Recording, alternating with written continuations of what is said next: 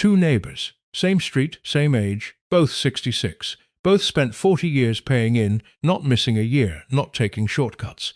When they each log into gov.uk to check their state pension forecast, David sees £241.30 a week. That's the full rate for 2026 to 2027. Brian sees £190. And underneath that number, there's a line of small text with a deduction he doesn't recognise and has never heard anyone explain. Nobody told Brian he was going to get less. He assumed the system was straightforward. You work, you pay, you get what everyone else gets. That gap between them is roughly £2,700 a year. Over a 20-year retirement, that's not small. And here's what's worth knowing. It has nothing to do with how hard either of them worked. Brian didn't miss contributions. He didn't do anything wrong. The difference comes down to a decision that his employer's HR department made on his behalf. Quietly. About 30 years ago, Brian almost certainly never signed anything. He may not have even been told. That's the thing about the UK pension system. Most of the decisions that shape what you'll receive in retirement weren't made by you. They were made by systems, by employers, by legislation passed before many of us were paying close enough attention. And the government rarely explains the gap. It just shows you the number. So today, we're going to go through 10 hidden pension categories, the ones that trip people up the most, the ones that quietly change what you receive, and the ones where knowing the rule is the difference between leaving money on the table and actually getting what's yours. Before we get into the 10 categories, there's one thing you need to understand first. Without it, nothing else in this video will make sense. The UK state pension doesn't work the same way for everyone because it was fundamentally redesigned in April 2016. And most people aged 55 to 65 right now spent their working lives straddling both versions. Here's how the old system worked. Before the 6th of April 2016, your state pension was made up of two separate parts. The first was the basic state pension, a flat amount everyone could receive. The second was an earnings-related top-up, first called SERPs, later renamed S2P. The more you earned, the more of this top-up you could accumulate. On paper, it rewarded people who worked and earned more over a long career. The new system, the new state pension, replaced all of that with a single flat rate. One number. For 2026 to 2027, that's £241.30 a week. To get the full amount, you need 35 qualifying years of national insurance contributions. To receive anything at all, you need at least 10 years. Simpler, yes. But the transition created a problem that DWP has never fully acknowledged. If you started working before 2016, your national insurance record was already built under the old rules. The new system had to take that history and convert it, translate decades of mixed contributions into a single starting figure. That figure is called your foundation amount, and how it's calculated depends on which formula gives you the higher number, the old system rules or the new system rules applied to your record up to April 2016. If that sounds complicated, it is. If you've logged into your HMRC account and felt like you were reading a document written in a language you don't speak, that's not a failure of attention. The system was built in layers over decades by different governments trying to patch different problems. Nobody designed it to be readable. So where does that leave you? If you retired before April 2016, you're entirely on the old system.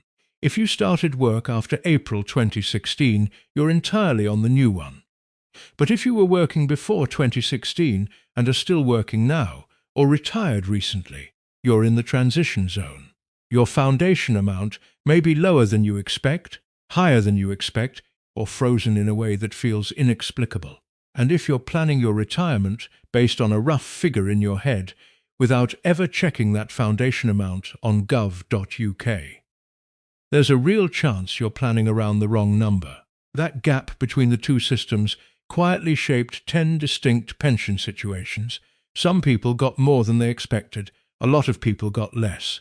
The next few groups are the ones who got hit hardest, and who are most likely to be sitting on something they haven't claimed.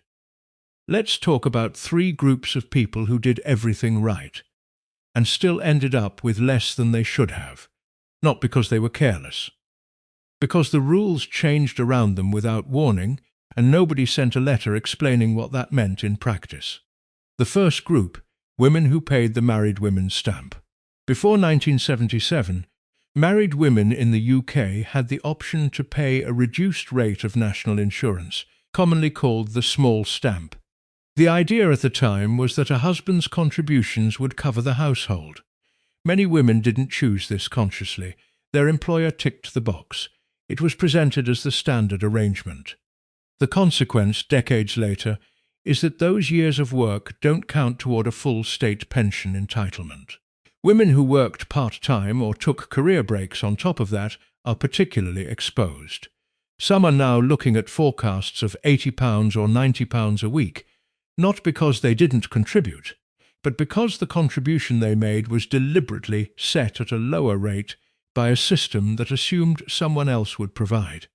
If you're a woman in your late 50s or 60s and your pension forecast feels shockingly low, this may be why.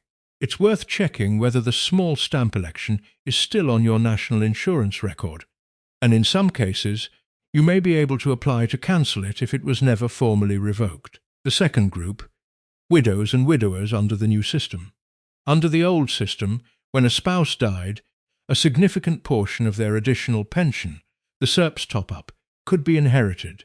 It wasn't a full transfer, but it was meaningful. For many women who had worked part-time to raise children, that inheritance was the difference between a decent retirement income and a very difficult one. The new system removed most of that. Under the new state pension, you cannot inherit your spouse's pension in the same way. You may receive a small uplift if your own record falls below a certain threshold, but the days of carrying across a partner's decades of earnings-related contributions are largely gone. I'll be honest, I had to spend several days working through the actual DWP guidance documents to understand exactly how the inheritance rules apply in different scenarios. It's not that the information isn't there. It's that it's written for administrators, not for people trying to plan their lives. Susan is 64. She worked part-time for most of her adult life, raising 2 children while her husband built a full career. She always assumed that when the time came, their combined pension history would look after them both.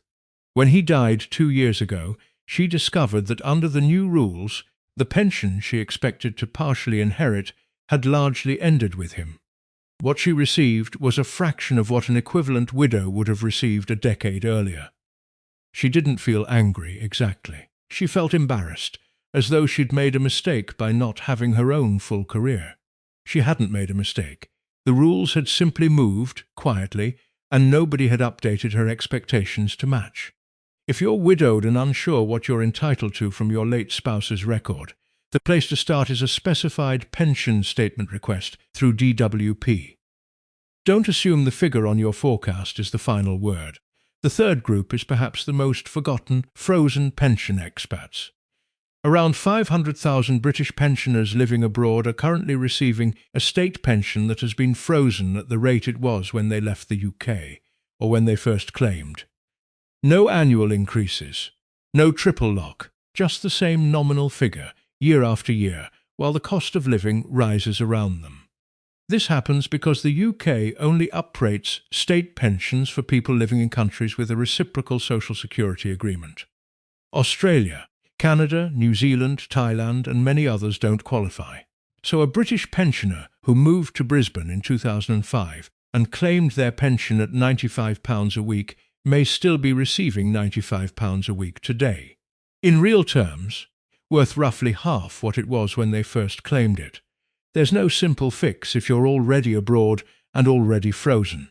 But if you're approaching retirement and considering moving overseas, this is something to model carefully before you go.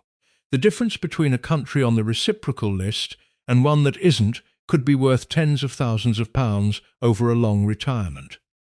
What connects all three of these groups is a similar experience. A slow realization that the system they planned around was not the system they actually had.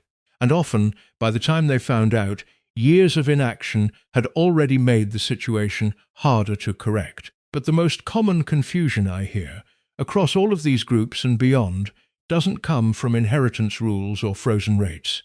It comes from 4 letters that appear on a state pension forecast and seem, at first glance, to confirm every suspicion that the government is quietly taking something that belongs to you.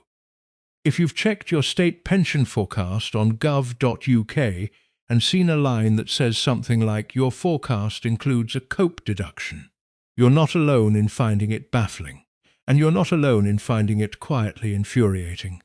COPE stands for Contracted Out Pension Equivalent, and I'll be honest with you, the first time I saw that line on my own forecast, my immediate reaction was anger. I thought, what right do they have to dock my pension? I paid in. Where's that money going? I was wrong, completely wrong, and understanding why matters more than almost anything else in this video. Here's what actually happened. For decades, certain employers, mostly large companies, public sector organizations, and final salary scheme providers, had the option to contract out of the additional state pension. That's the earnings-related top-up we talked about earlier. SERPs, then S2P.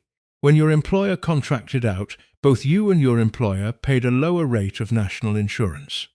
That reduced contribution meant you were building up less additional state pension through the government. But, and this is the part that gets lost, the money didn't disappear. It was redirected into a workplace pension instead. Your employer was legally required to provide a pension that would cover at least the equivalent of what you'd have received from SERPs. So the COPE figure on your forecast isn't money the government is taking away from you. It's a number that represents what's already sitting elsewhere, in a workplace or occupational pension you may have largely forgotten about. That's the whole point of it. Now, the problem isn't the system itself. The problem is that if you changed jobs, moved around, or simply lost track of an old employer's scheme over 30 or 40 years, you may have no idea which pension provider is holding that money, or whether you've ever contacted them. This is where the DWP's pension tracing service becomes genuinely useful. It's free. You give them your former employer's name, and they tell you which pension scheme administered that employer's plan and how to contact them. It won't tell you your balance. It's a tracing tool, not an account portal, but it gets you to the right door. If you have a COPE figure on your forecast, the question worth asking isn't, why is the government reducing my pension? The question is, which pension provider is holding the other side of this, and have I actually been in contact with them? Some people who go through this process find schemes they genuinely forgot existed. Others find schemes that have been quietly invested for 20 or 30 years. A few find nothing, but at least they know. Staying angry at the COPE line and doing nothing is the one outcome that guarantees you leave that money unclaimed. Buying back missing national insurance years is one of the best financial decisions a person approaching retirement can make. The numbers are genuinely good. For 2026 to 2027, 1 year of voluntary Class 3 NI contributions costs around £824. In return, you add roughly £328 to your annual state pension. You break even in about 2.5 years. After that, every year you're alive, you're ahead. For most people, that's an exceptional guaranteed return. No investment risk, no fund manager. Just a straightforward government-backed uplift to your income for the rest of your life. But there's a version of this that goes badly wrong, and it's happening to people right now. A man, I'll call him Robert, noticed 2 gaps in his NI record when he checked his forecast. 2 years showing as incomplete. He panicked slightly, did the mental arithmetic, and within a few days had paid over £1,600 online to fill both of them. He felt sorted. He felt like he'd done the responsible thing. What Robert hadn't done was check his total qualifying year count first. He already had 38 qualifying years on his record.